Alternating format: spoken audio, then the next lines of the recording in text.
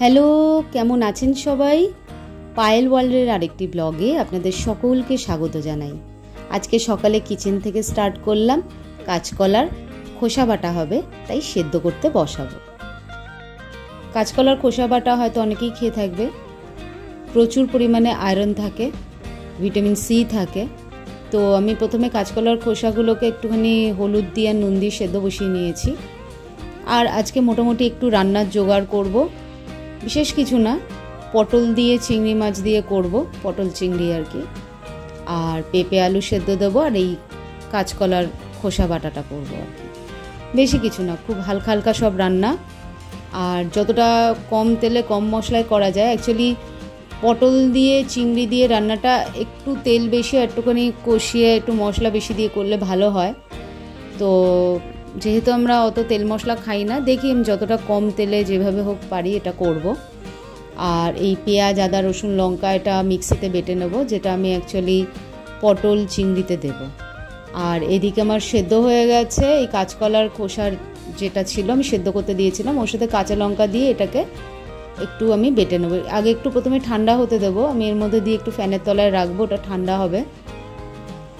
তো ততক্ষণ আমি অন্য কাজগুলো, অন্য রান্নাগুলো ওগুলো স্টার্ট করব। আর কাঁচকলার খোসা বাটা যদি ঠিক করে করা যায় ভীষণ টেস্টি হয় খেতে। আর বেশি না, খুব অল্পই খেতে হয়। আর যাদের কনস্টিপেশন আছে তারা একটু বুঝে শুনে খাবেন। তো এটাকে আমি ব্লেন্ড করে নেবো। তার মধ্যে এই যে ওটস, আমার আজকের টিফিন ওটস, চিয়া সিডস আর এর মধ্যে নাটস, এগুলো দিয়ে সিডস দিয়ে আমি খেয়ে নেব। একটু মধু দিয়ে নিলাম। আপনারা যদি এটাকে স্মুদি বানাতে চান, এর মধ্যে একটু সিজনাল ফ্রুটস খুব অল্প পরিমাণে অ্যাড করবেন। মানে যদি আম অ্যাড করতে চান, বড় একটা আমের 3 ভাগের 1 ভাগ এর মধ্যে অ্যাড করে নেবেন। সবই খাবেন। অ্যাকচুয়ালি ডায়েট ব্যাপারটা অত ভয় পেলে চলবে না। ডায়েট এমন কিছুই ব্যাপার না। আপনি সারাদিনের খাওয়া দাওয়া হেলদিভাবে করলে, আর যদি বেশি তেল মশলা না খান, তাহলে মাঝে মধ্যেই আপনারা সমস্ত খাবারই খেতে পারেন।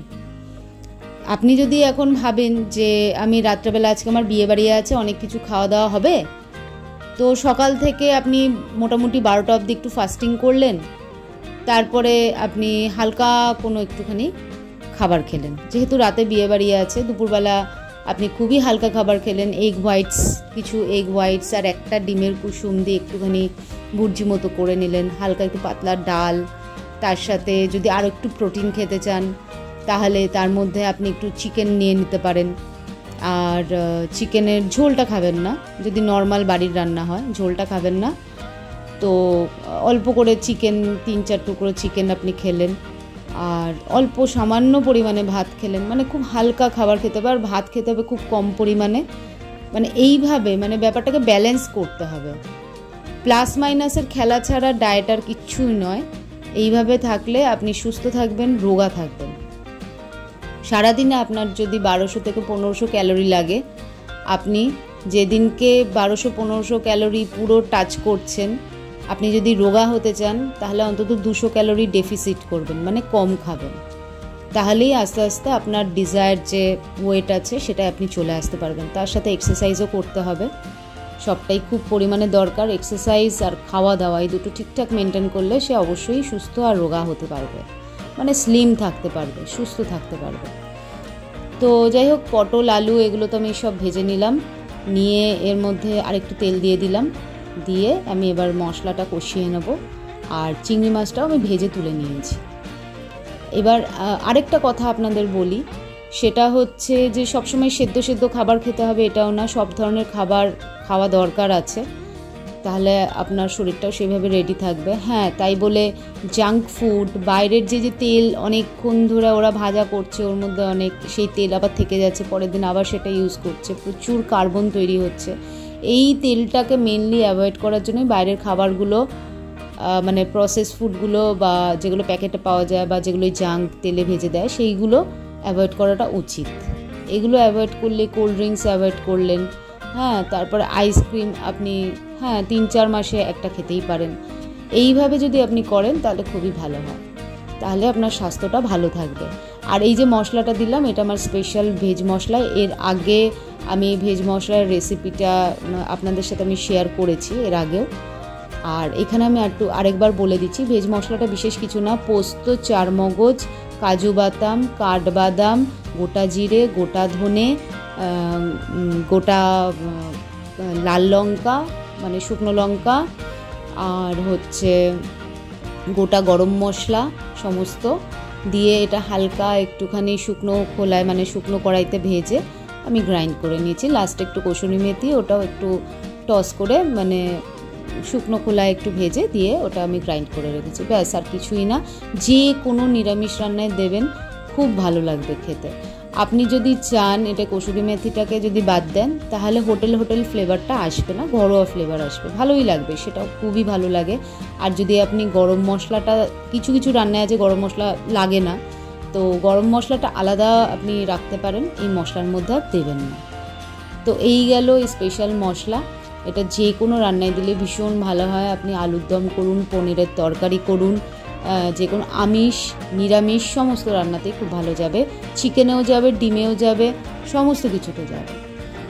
তো মশলাটা আমার কষানো হয়ে গেছে। আর যে আজকে আমি খোসা সমেত আর কি পটলটা কেটেছি, একটু খোসাটা আর কি আমি চাইছিলাম যে খেতে, তো ওই জন্য। এবার কি হয়, রেস্তোরাঁয় তো ডিপ ফ্রাই করে তেলের মধ্যে, আমি অল্প তেলে করেছি বলে অনেকবার ঢেকে ঢেকে আমাকে এটা ভাজতে হয়েছে।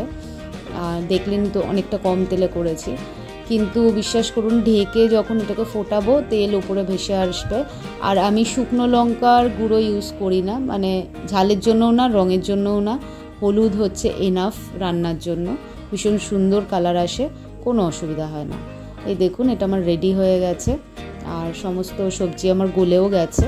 তো এটাকে আমি নামিয়ে নেব। তাই আপনাদের বলছি যে আপনারা বেশ মেপে খাওয়া দাওয়া করবেন, ব্যালেন্স করে করবেন, তাহলে দেখবেন আপনারা কিন্তু অনেক সুস্থ থাকতে পারবেন। আর এবার আমি কালো জিরে ফোড়ন দিয়েছি, আমি ওই কাঁচকলার যে খোসাটা বেটে রেখেছি ওইটাকে এবার এর মধ্যে দিয়ে দেবো। এই যে বাটাটা আমি দিয়ে দিলাম, আর এর মধ্যে কাঁচা লঙ্কাটাও আমি বেটে নিয়েছিলাম। তো কাঁচকলার খোসা বাটাটা ভালো করে নেবো এবং এটাকে টানিয়ে নিতে হবে। যখন আপনি টানাতে টানাতে দেখবেন ওটা ড্রাই হয়ে এসছে, আর কড়াইয়ের ধারে ওই যে হাতার মাথাটাকে টানবেন, তখন দেখবেন ওটা অটোমেটিক্যালি মানে স্টিক হচ্ছে না কড়াইয়ের সাথে, ওটা আস্তে আস্তে নেমে যাচ্ছে এবং ওটা কড়াইয়ের গায়ে স্টিক হচ্ছে না, সুন্দরভাবে নাড়াচাড়া হচ্ছে, তার মানে বুঝবেন ওটা হয়ে গেছে। একটু হলুদ দিলাম, মিষ্টি দেব, তো হলুদ আর এই মিষ্টিটা দিলে ব্যাস এটা কমপ্লিট হয়ে গেছে। এবার ঝাল যে যার মতো খান সেইভাবে দেবেন, আমি একটু ঝাল ঝাল করেছি, ভালো লাগে বাটা জিনিসটা, আমার খুব ভালো লাগে। এই দেখুন কড়াইয়ের থেকে এই দেখুন ছেড়ে বেরিয়ে আসছে, এই যে ছেড়ে যাচ্ছে, মানে এটা কিন্তু অলমোস্ট রেডি। একটু টাইম লাগে, খুব কম আছে এটাকে করতে হয়, তেলটা যেহেতু কম দিই আমি, একটু রান্নাটা আমার একটু টাইম লাগে। তাও আমি বলবো ঢেকে ঢেকে করলে সেই খুব একটা বেশি টাইম লাগে না, হয়তো 10-15 মিনিট এক্সট্রা লাগতে পারে, কিন্তু তেলটা আপনার কম খাওয়া হচ্ছে, এটা একটা বিশাল বড় বেনিফিট। এই যে কাঁচকলার খোসা বাটাটা হয়ে গেছে, একটুখানি উপরে সর্ষের তেল দিয়ে দেবো, সামান্য পরিমাণে একটু সর্ষের তেল দিয়ে এটা ঢেকে রাখবো, তাহলে কী হবে ফ্লেভারটা ছাড়বে এবং এটা খেতে খুব ভালো লাগবে। তো আজকে এই রান্না আমার মোটামুটি হয়ে গেছে। আমি খুব সিম্পল, বেশি পদ করি না, তাহলে ভাত বেশি খাওয়া হয়ে যায়। আর এর সাথে আমার রোজই ডিমের সেদ্ধর যে সাদা, ওটা সকালে 2 আর রাতে 2 থাকে। আমি সে যাই খাবার খাই, সে আমি চিকেন খাই, মাটন খাই, প্রন যা খাই, আমার তার সাথে ওটা থাকেই আর কি। এই যে বাটাটা খুব সুন্দর হয়েছে। এবার আজকে আমি অ্যাকচুয়ালি যেটা দেখাবো আপনাদের, মানে বিশেষ করে মেয়েদের জন্য এটা বলছি, অনেকেই ফ্রেঞ্চ ম্যানিকিওরটা ভীষণই পছন্দ করেন এবং খুব খরচা করে পার্লারে গিয়ে আপনারা ফ্রেঞ্চ ম্যানিকিওর করান, খুব স্বাভাবিক ব্যাপার, এটা মেয়েদের একটা খুব শখের ব্যাপার, কিন্তু খুব ইজিলি আপনি এটা বাড়িতেও করতে পারেন, কোনো ব্যাপারই না। যে কোনো লাইট মভ কালার বা পিঙ্ক কালার বা পিঙ্কিশ স্কিনি টাইপের যে কালারগুলো হয় সেইটা আপনি করবেন, আপনার নেলসে পেন্ট করে নেবেন, 2 হাতে পেন্ট করতেও পারেন, 1 হাতে করতে পারেন, আপনি যেরকম আর কি পড়তে পছন্দ করেন। এবং যেদিনকে ফ্রেঞ্চ ম্যানিকিওর করবেন সেদিনকে একটুখানি গরম জলে শ্যাম্পু, একটু নুন আর একটু ডেটল দিয়ে হাতটাকে 10টা মিনিট চুবিয়ে রেখে একটু ব্রাশ করে পরিষ্কার করে নেবেন, তাহলে দেখবেন হাতটা আরও সুন্দর লাগবে, ব্রাইট লাগবে। আগে যেমন কি হতো, পারক্সাইড ইউজ হতো, এখন সেটা উঠে গেছে, এখন সল্ট পাওয়া যায়। তো এগুলো লাগবে না, আমি যে 3টে উপাদান বললাম এটা দিলেই যথেষ্ট, খুব সুন্দর লাগে। তো আমি 2টো হাতে মোটামুটি টুকটুক করে পরে নিলাম, এবং ডান হাতে পড়তে তো একটু অসুবিধা হয়, কিন্তু ঠিক আছে, সেটা আস্তে আস্তে প্র্যাকটিসও হয়ে যায়। এবার আপনাদের দেখাবো যে হোয়াইট কালারটা দিয়ে আপনি টিপটা কিভাবে করবেন। খুব ইজি, স্ট্যাম্প টুল তো পাওয়া যায় ঠিক আছে, কিন্তু স্ট্যাম্প টুল থেকেও এটা আমার মনে হয় বেশি সুবিধা, স্ট্যাম্প টুলেরও দরকার নেই। সেই প্রসেসটা আপনাদের আমি একটু দেখিয়ে দিই। এই ঠিক এই আঙ্গুলের এই যে আমাদের জায়গাটা, এটা স্ট্যাম্পের মতোই খুব সফট হয়। তো এখানটা একটু সাদা নেল পলিশ নেবেন, বা যে কালার দিয়ে আপনি টিপটা করতে চাইছেন, ব্যাস এই দেখুন একটুখানি প্রেস করাতেই এটা কিন্তু নখে নিয়ে নিচ্ছে। মানে এতটাই ইজি, আপনারা ইজিলি বাড়িতে ফ্রেঞ্চ ম্যানিকিওর আপনারা করতে পারবেন, কোনো অসুবিধা নেই, কোনোই প্রবলেম নেই। আর হাত নখ মেনটেন করা এটা পুরোই নিজের ব্যাপার, ঘরে সমস্ত কাজ করেও আপনারা চেষ্টা করলে এটা করতে পারবেন, কিচ্ছু না। আপনি সারাদিন ধোয়া মোছা জলের কাজ করে নিলেন, দুপুরবেলা আর রাত্রেবেলা খুব ভালো নেল ক্রিম পাওয়া যায়, আপনি শপে গিয়ে যে কোনো দোকানে গিয়ে বললেই ওরা দিয়ে দেবে। যদি তাও না থাকে, প্লেন বোরোলিন আপনি নখের চারিধারে একটু ভালো করে মালিশ করে, নখের উপরে মালিশ করে, হাতে মালিশ করে শুয়ে পড়বেন, দেখবেন আপনার নেলসগুলো ভীষণ ভালো থাকবে আর খুব হেলদি থাকবে। তো এইভাবে আপনি ফ্রেঞ্চ ম্যানিকিওরটা করতে পারবেন। আমি 2টো হাতেই করে নিয়েছি, আর আপনারা প্লিজ বলবেন যে এটা কেমন লাগছে, মানে সুন্দর লাগছে কি না, বা আর কি করলে এটা ভালো লাগবে। আপনি ফ্লাওয়ার ড্র করতে পারেন, ভালো লাগবে, মানে এই যে নেলসের তলায় একটা ছোট্ট করে ফ্লাওয়ার ড্র করতে পারেন। তো সেই ফ্লাওয়ারটা ড্র করার জন্য আপনি টুথপিক ইউজ করতে পারেন। তো আমি খুব সরু সরু ফ্রেঞ্চ নেল আজকে করেছি, মানে উপরের যে হোয়াইট পার্টটা খুব পাতলা করেছি, সরু করেছি।